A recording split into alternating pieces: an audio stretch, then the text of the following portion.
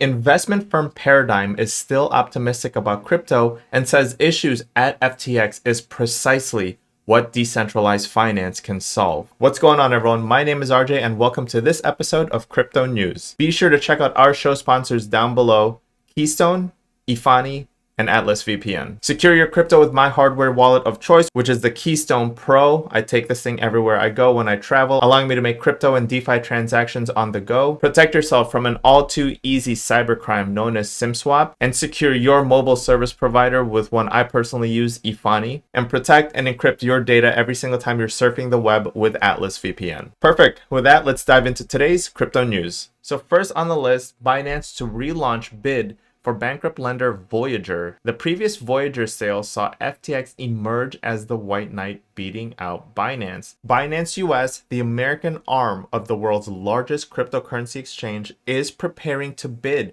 for bankrupt lending platform Voyager Digital, according to a person familiar with the plans. A previous auction, which was completed around the end of last September, saw the now defunct FTX emerging as the white knight, winning out against rivals Wave Financial and Binance. At the time, CoinDesk had also reported that Binance's bid for the US-based Voyager had been shut out due to national security concerns. Following out FTX's announcement last week to file for bankruptcy, Voyager said it had reopened the bidding process for the company and is in active discussion with alternative bidders. Wave Financial and trading platform Cross Tower are reported to be in the running. Earlier this week, Binance CEO Changpeng Zhao, known as CZ, said his exchange is setting up an industry recovery fund to help rebuild the industry. Binance is not looking to be the white knight of crypto, said Binance Chief Communications Officer Patrick Hillman in a message to CoinDesk. There are no Luke Skywalkers or Darth Vaders in business. This is a company with the most to lose as its market leader, looking around to see where we can help bolster the industry through a black swan event. Next up on today's news is El Salvador's President Nayib Bukele and Tron's Justin Sun to buy 1 Bitcoin every day. Bukele and Sun commit to buy 1 Bitcoin every day starting from Thursdays amid fears that crypto exchange FTX's recent collapse would prolong the ongoing crypto winter. Bitcoin holder El Salvador President Nayib Bukele and Justin Sun, the founder of the Tron cryptocurrency network and Grenada's ambassador, have decided to accumulate Bitcoin at a pace of 1 BTC per day. We are buying 1 Bitcoin every day starting tomorrow, Bukele tweeted late Wednesday. Soon after, Sun announced a similar plan, mimicking Bukele's accumulation strategy. The strategy of purchasing Bitcoin on a set schedule instead in reaction to market movements is known as dollar cost averaging, also known as DCA. The advantage of DCA is that it removes the emotional component of decision making, and you end up paying less in dollar terms for the investment over the long run than you would spend while timing the market. Bukele and Sun's decision to employ the DCA strategy comes at the recent collapse of Sam Bankman-Fried's cryptocurrency exchange FTX threatens to prolong the crypto bear market. Analysts are worried that Bitcoin could slide to 13,000, having already lost 76% since hitting the record high of $69,000 a year ago. Now, DCAing and dollar cost averaging is a strategy I personally like and one I've been going with and have been saying throughout this entire channel, and one I obviously recommend to my students and my community. The hardest thing about investing is overcoming emotion, and dollar cost averaging puts you on a schedule where you don't have to worry about what the market is doing, whether it's going up or down. You just stick to that schedule, you put in some money no matter what the price is. And the famous saying that I really personally like, which is time in the market is much better than trying to time the market. Next on the list, investment firm Paradigm is still optimistic about crypto, says issues at FTX are precisely ones DeFi can solve. If you don't know what DeFi stands for, it stands for decentralized finance. Investment firm Paradigm is still optimistic about crypto's potential following the collapse of FTX. The blowup of FTX has caused some to question crypto's value, but the issues at FTX are precisely ones that decentralized finance, also known as DeFi, can solve through increased transparency and security, the firm's co-founder emphasized. Paradigm co-founder Matt Huang took to Twitter to explain the impact cryptocurrency exchange FTX's collapse has on his company. Paradigm is a San Francisco-based investment firm focused on supporting crypto and Web3 companies and protocols.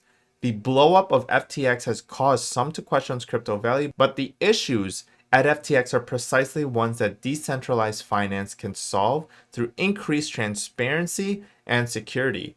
Crises such as this one can help to clarify the true merits of what we're building towards. The coming weeks and months will be a tough time for crypto, but we remain optimistic about crypto's potential and are committed to building towards the positive future we know it can enable, he concluded. Kraken CEO Jesse Powell said the damage to the crypto industry is huge and will take years to undo. Binance CEO CZ has compared the FTX fiasco to the 2008 financial crisis. He warned of cascading effects from the rival exchange's collapse. Former U.S. Treasury Secretary Larry Summers compared FTX to Enron. Now, speaking of decentralized finance known as DeFi, how much have decentralized wallets gained since the FTX fiasco? The FTX fiasco has taken the crypto industry by storm. Not only have hundreds of users lost their funds, but the incident has also brought a lot of attention to the importance of cold storage and decentralized wallets. The interest in decentralized wallets has consequently led to a surge in the tokens of the respective wallets. The biggest gainer among decentralized wallets since the FTX episode is Trust Wallet. According to ICO Analytics, the TWT token, which is a Trust Wallet's native token, has gained by 98% in 7 days as of November 15. As per the data in CoinGecko, the TWT token has gained up to 101.6% in the last 7 days in the last 24 hours. In the last 24 hours, the token has rallied by 13.5%. However, it has fallen by 3.8% in the last hour.